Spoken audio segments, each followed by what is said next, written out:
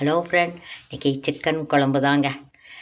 எங்கள் வீட்டு சிக்கன் குழம்புங்க. எப்படி செய்வோன்னு பார்ப்போம். வீடியோக்கெலாம் முதல்ல சேனலில் பார்க்குற சப்ஸ்கிரைப் பண்ணிடுங்க. கொஞ்சம் தேவைக்கிறப்ப தேங்காய், 1 ஸ்பூன் மிளகு, 1 ஸ்பூன் ஜீரகம் போட்டு மிஷின் திரிச்சிட்டு வந்துடுங்க. அதுக்கப்புறம் சின்ன வெங்காயம் ஒரு 20-25 போடுங்க. அதையும் போட்டு நல்லா திரித்து மையாக திரித்து எடுத்து வச்சுருங்க. சட்டியில் எண்ணெயை ஊற்றுங்க, சோம்பு போடுங்க. போட்டு இஞ்சி பூண்டு பேஸ்ட்டு ஒரு 2 ஸ்பூன் போடுங்க. போட்டு இதை நல்லா வதக்குங்க. கொஞ்சம் அடி பிடிக்கும் பார்த்திங்கன்னா நல்லா கிண்டி கிண்டி விட்டுக்கிடுங்க. அதுக்கப்புறம் பெரிய வெங்காயம் 2, அப்புறம் 2 வரமிளகா, அதையும் பிச்சு போடணும். 1/2 கிலோ சிக்கன் மஞ்சள் உப்பு போட்டு நல்லா கழுவி எடுத்து வச்சுருக்கேங்க. அப்புறம் கருவேப்பிலை போடுங்க. அப்புறம் ஒரு 3 தக்காளி அதையும் அரிஞ்சு போட்டேன். அதையும் பொடிசாக அரிஞ்சு அதையும் போட்டு கிண்டுங்க. கிண்டிக்கிட்டு கல் உப்பு போடுங்க. தேவைக்கிறப்ப ஒரு கல் உப்பு போட்டால் சீக்கிரம் கொஞ்சம் வதங்கும் பார்த்துக்கிடுங்க.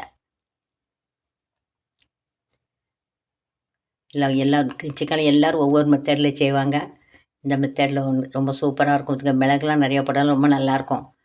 அப்புறம் சிக்கனை போட்டு நல்லா கிண்டுங்க. கிண்டிட்டு அப்புறம் மஞ்சத்தூள் போடணும் பார்த்துக்கிடுங்க. இதில்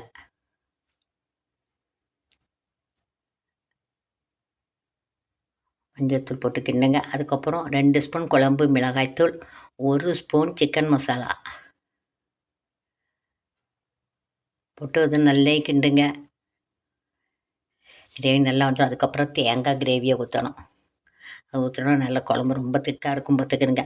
நீங்கள் தண்ணியாகவும் வைக்கலாம், கெட்டியாக வச்சு தான் ரொம்ப டேஸ்ட்டாக இருக்கும் பார்த்துக்கிடுங்க. நல்லா கிண்டிட்டு தண்ணி வந்து ஒரு 250 தண்ணி ஊற்றுங்க, போதும்.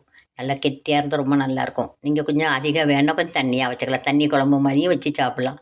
அது கெட்டியாக வச்சு சாப்பிட்டா ரொம்ப டேஸ்ட்டாக இருக்கும் பார்த்துக்கிடுங்க. அதனால் இப்போ மூடி 3 விசில் வச்சிடணும். இதெல்லாம் நல்லா கெட்டியாக எண்ணெய் மிதந்துட்டு வந்துட்டு பார்த்தீங்களா?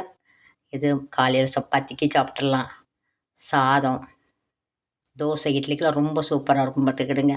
இப்போ சாதத்துக்கு தான் ரொம்ப சூப்பராக இருக்கும். நீங்கள் இந்த மாதிரி ஒருக்கா செய்து சாப்பிட்டு பாருங்கள். இந்த மெத்தடில் செய்து சாப்பிட்டு பார்த்துட்டு கமெண்ட் சொல்லுங்கள். சப்ஸ்கிரைப் பண்ணுங்கள், லைக் பண்ணுங்கள், ஷேர் பண்ணுங்கள். தேங்க்யூ.